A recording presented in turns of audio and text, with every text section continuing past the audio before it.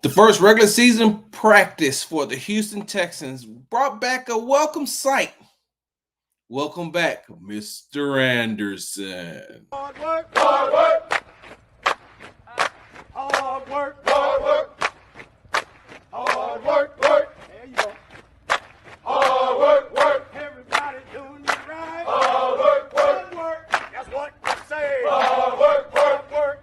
Earn my pay. Hard work, work, work. Do it every day. Hard work, work. Get up out of 2:45. Hard work, work. Let me go and earn my pay. Hard work, work. Boots on and lace. Hey, what's going on, y'all? You're tuning into the Sports Talk with Big Sarge show live on YouTube. Make sure you follow me on the app formerly known as Twitter at Big Sarge Sports with the Z at the end. Follow me on the Tick and the Talk at Big Sarge Media. Make sure you subscribe to my YouTube channel, Big Sarge Media. Make sure you're reading all my articles at www.bigsargemedia.com. Good morning, good morning, good morning.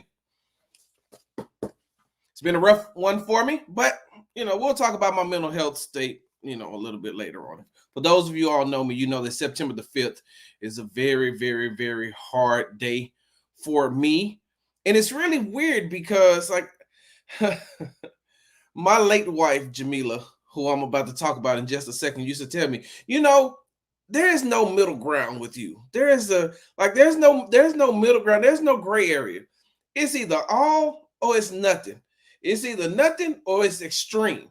And it's crazy because this time of the year, I go through one of the worst 8 to 9 days of my life. August the 27th is the day that I lost my middle brother, who passed away when he was 17 years old. My mother, who passed away actually on his birthday. Her birthday is September the 3rd. And then September the 5th, today, is September the 5th, 2017, which is 7 years ago, is the day I lost my first wife to cancer. Yeah, passed away right in my arms, took her last breath in my hands. And and that's why I tell people all the time, people are like, oh, Sarge, it's like, man, that's why I don't get into it with a lot of people. And that's why I walk away from a lot of situations and I don't go back and forth a lot because, a lot of people don't know what I've actually been through. And that's also why I don't mess with nobody, because I don't know what they've been through. And so, to watch life leave this earth in your hands, that's a very, very, very traumatic experience. And so 7 years ago, I watched my late wife, Jamila, take her last breath in my hands. And it's a funny joke, y'all. I'm going to tell you this joke. And it's funny because that's the only way that I can laugh about it. So my late wife, Jamila, was in hospice, right? But she was in-home hospice. And so we would have a hospice nurse come out 2 times a week, and she would always be on call. And so the day before Mila passed away, I told her, I can't manage your pain anymore. I don't know. I can't. I'm doing all I can. I don't want you to have to keep taking all this medication. And so I'm trying to help manage your pain, but I can't manage your pain.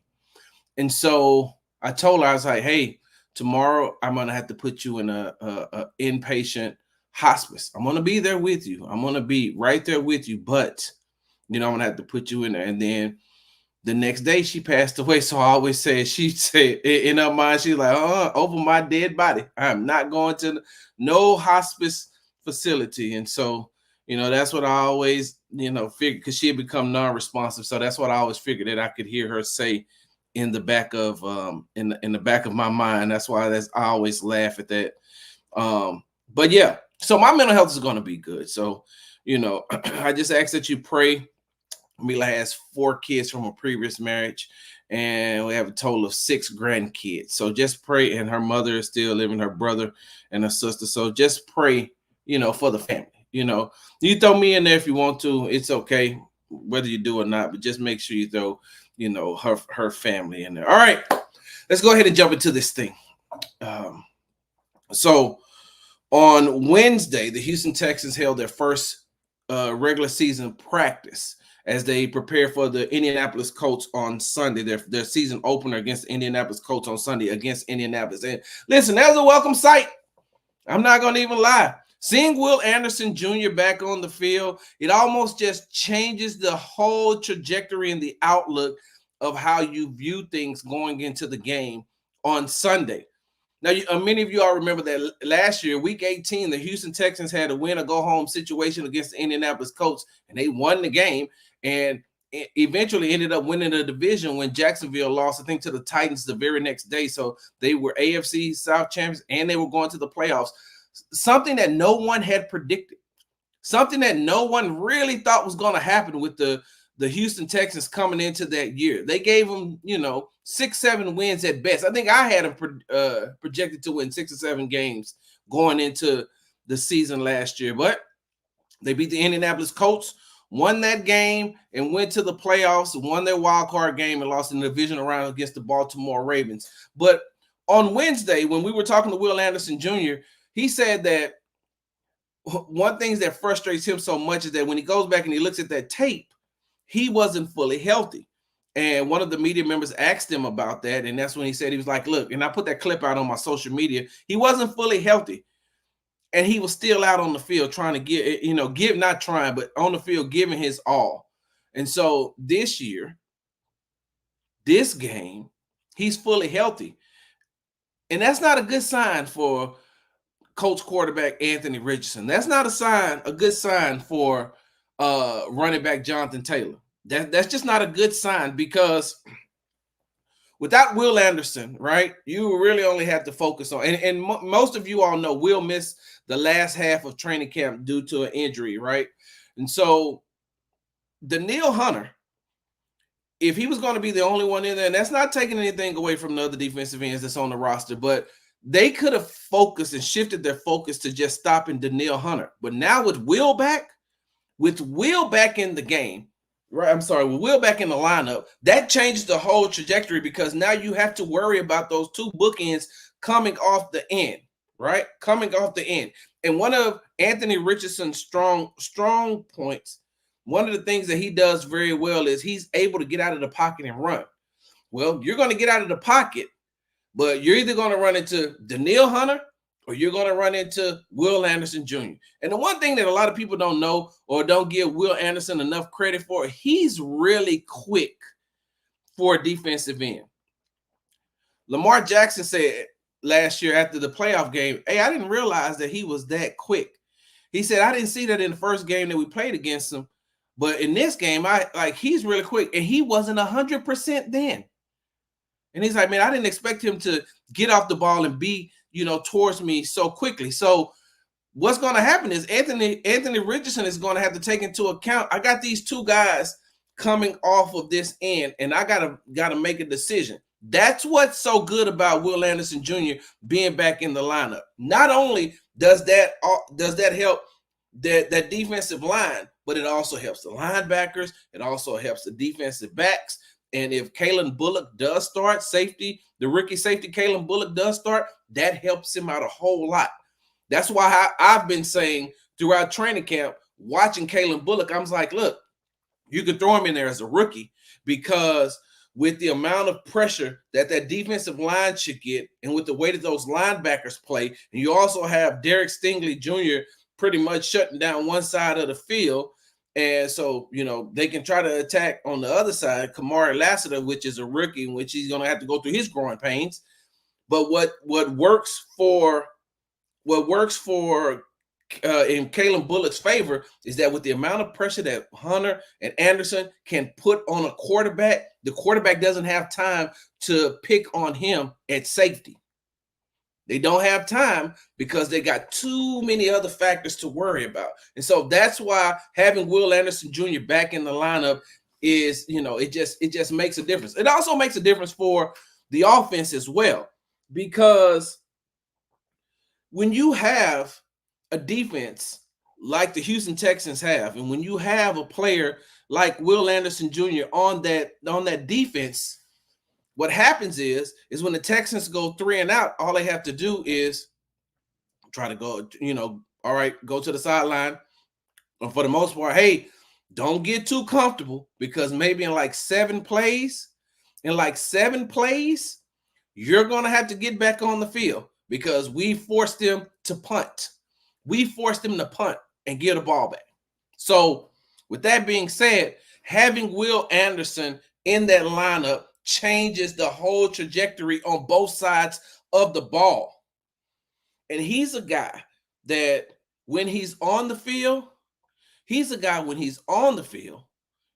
of those guys that he's a smart football player, and he's gotten better. He even admitted, like last year, he knew that there were some things that he was going to have to do to improve.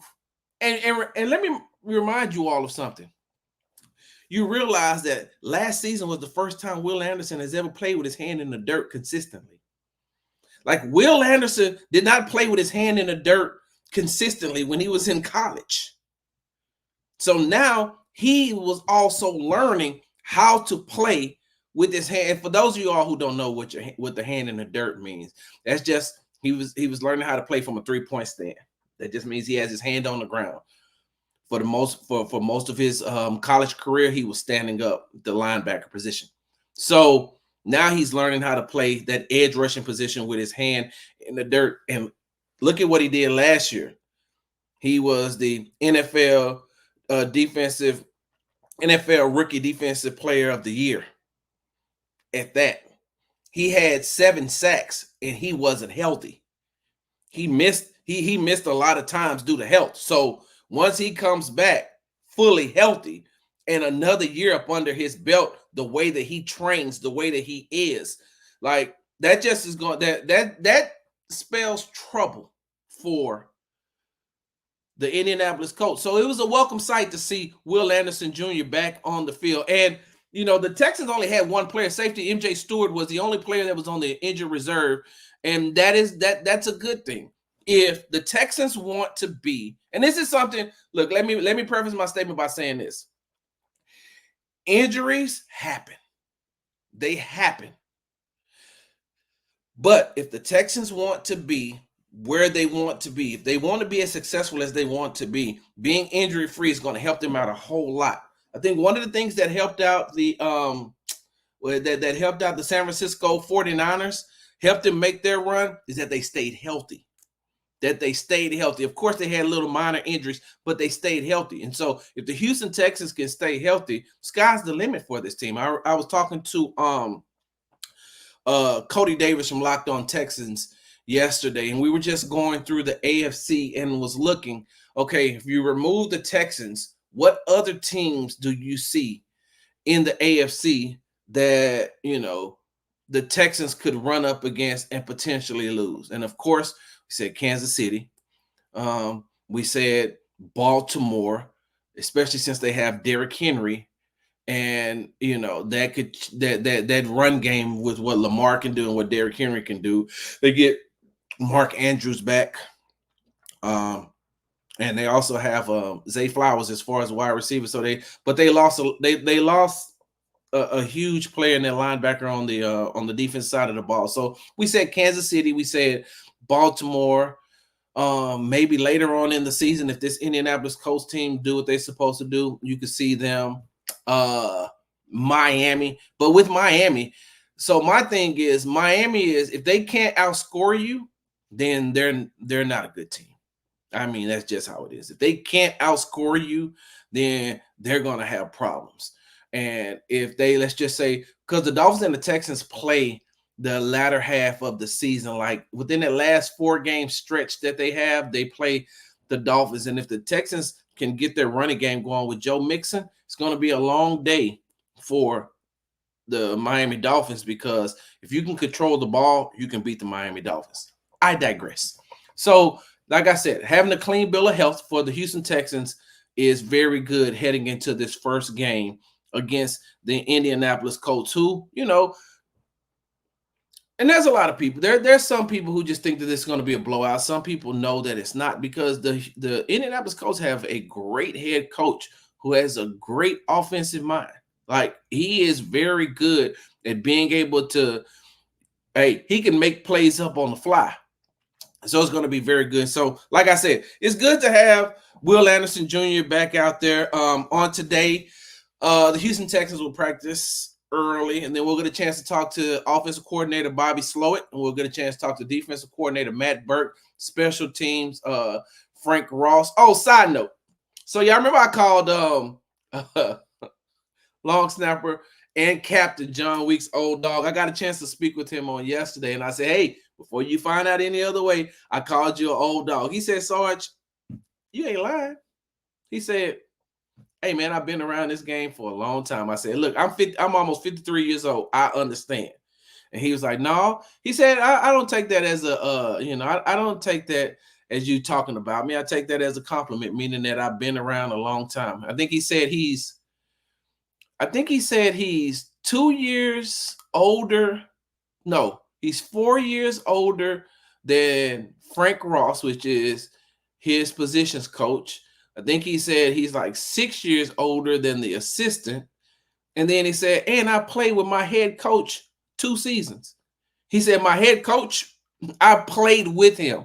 He was my teammate. He said, so I've been around this game a long time, Sarge. So, so I got a chance to talk with him and laughed about him. I told him congratulations on becoming a captain, especially as young as that locker room is, to be able to look at him and to acknowledge, what he brings to the team. And he says, all I'm trying to do is help these young guys to have the longevity that I've had and teach them the right ways of being able to, being an NFL player. All right, y'all, I got to get up out of here. I got to give me a haircut. But before I go, listen. So when I used to have my radio show, right? When I used to have my radio show, and even when I used to do it on the podcast sometimes, I used to do what I call an Article 15. So in the military, especially the Army, there's different levels of an Article 15, and that's when you're like an Article 15 is a punishment. And I think they got like company grade, field grade, and I'm kind of rusty on that, but there's different levels. There's one that you can get that just stays in the company. You get in trouble, it goes on paper, but when you PCS, meaning that permanent change of station, you go somewhere else to another duty station. So if you left from Fort Bliss in El Paso and went to Fort Bragg in North Carolina, that Article 15 wouldn't go with you because it's only a company grade. So that's like a small one. That's like hey, don't do nothing else. We got this on paper, and if you get in trouble again, this company grade Article 15 will turn into a field grade Article 15. Field grade means that it follows you wherever you go. It is on your it's a permanent stain on your record. And for you to get those field grades, you have to do something bad. So what I used to do is I have a segment, a little thing that I do at the end of the shows where I give people Article 15s, right? And so I'm going to bring that back. I have to, especially with this person. So this is how it goes. All my Vietnam veterans, welcome home. Germany, good night. All my active duty military personnel that's downrange, good night. It is now time for Big Sarge's Article 15. Suspended Washington Commanders VP of Content, Rael Enting. Come get this work. Bro, there's no possible way. There's no possible way that you're so much of a square that you would go and sit down with on a date and start telling all the tea about your job. What? Let me tell you something. There's different levels to when you tell the tea about your job. Hey, if we're in a committed relationship, you get this much. But if we married, you get all the tea. My wife gets all the tea. I'll tell you that right now. For those of y'all who listen, my wife gets all the tea about what happened on my job, right? Because that's my wife. If I'm on a date, you think I'm talking about company business on a date? Because I watched the video, so you can't say you were hacked. You can't say it was AI. You can't say it was Chat GPT. That was you, my guy. Rael, that was you. And I may be pronouncing your name wrong, and I apologize, but I'm just going by what I see. Hey, brother, that was you. You're the vice president of content for an NFL team, for the Washington Commanders. And you thought that it was cool to go on a date with you later found out, a woman who was an undercover O'Keefe Media Group journalist, and she had a hidden camera. Y'all sitting in a public place. How much of a square do you have to be to not know, hey, I'm not gonna, hey, look, I like her, but I ain't gonna tell her my job. I got a good, nice paying job. And I've worked in this field long enough to know, keep your damn mouth shut. And not only that, if you're on a date, and this person is continuously asking you about your job, hey, that should have been a bling, bling, bling, bling, bling, bling, bling. Hey, something ain't right about this. Y'all trying to set me up. Hey, where Ashton Kutcher at? I'm being punked. Oh, no, you didn't ask me too many questions about my job. Too many questions.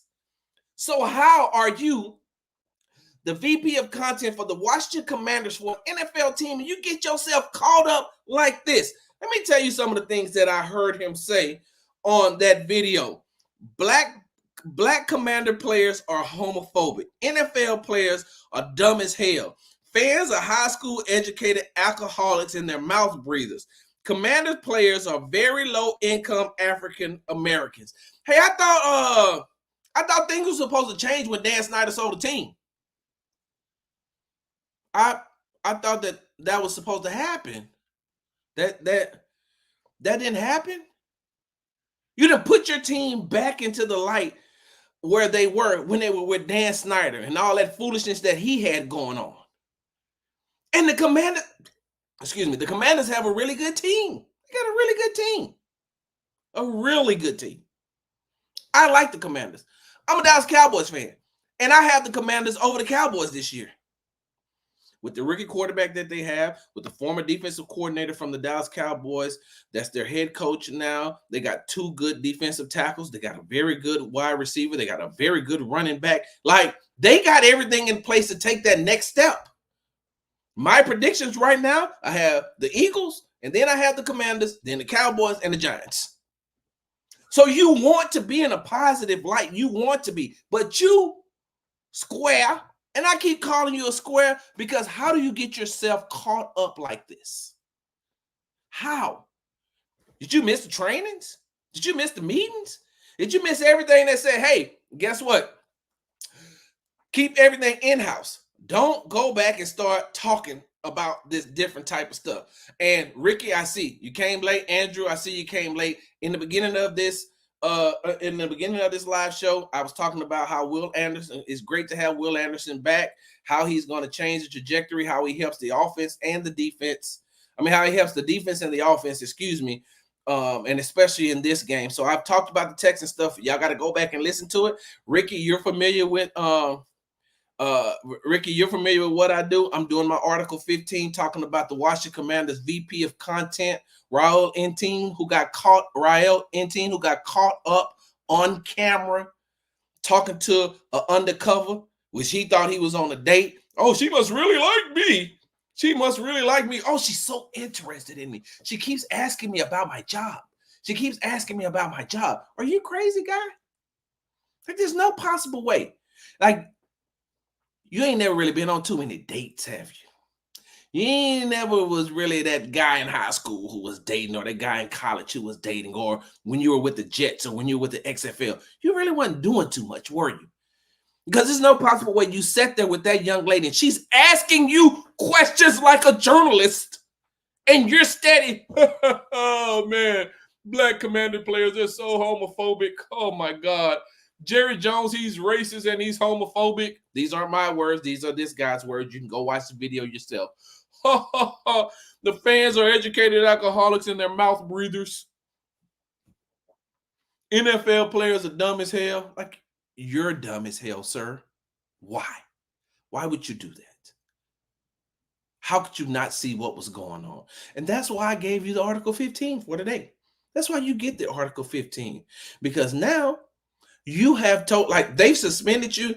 Hey, guy, come closer to whatever apparatus you're listening to me or watching me on. Come close. Let me tell you something. They're going to fire your ass. You're going to lose your job. And because everything is on video, because people can go back and watch, you can't lie. you might as well put out a letter that says, I've decided that I will not be a part of the Commanders anymore. Stay tuned to what I got going on next. If I was a dating app, I wouldn't even let you create a profile. I'd be like, you're not gonna, nope, nope, no, no, no. I see how you act when you get around a woman. No, sir, you cannot use my profile. No, no, no, no. I mean, my app. You got yourself caught up with an undercover journalist. Now, I can't say anything about the journalist. She was just doing her job. She was never interested in him. She was never interested in whatever he had going on. All she was interested in is getting the story. Yeah, guy. Yeah, good luck. I don't even know if they're gonna give you unemployment. They're gonna be like, well, what'd you get fired for again, sir? Oh, being dumb as hell. Yeah, so I don't see that on what qualifies you to get unemployment. Yeah, so just gonna say, I'm looking at a list of jobs for you. Uber driver, Amazon, FedEx. Some things where people won't really recognize. Oh, you can't do FedEx because they may still be associated with the Commanders. So, yeah, can't get that job.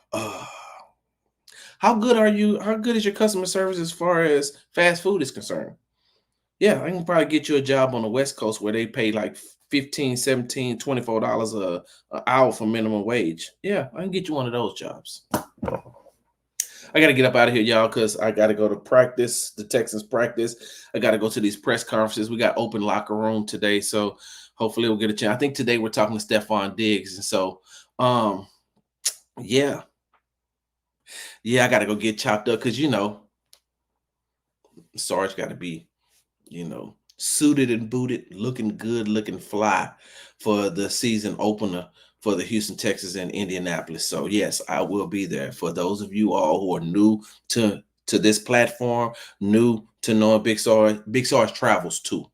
Big Sarge don't just cover the Texans at home. Big Sarge gives you coverage on the road as well. So that's why it's probably good to follow Big Sarge if you're a Texans fan. Or just follow me just because I'm a great follow.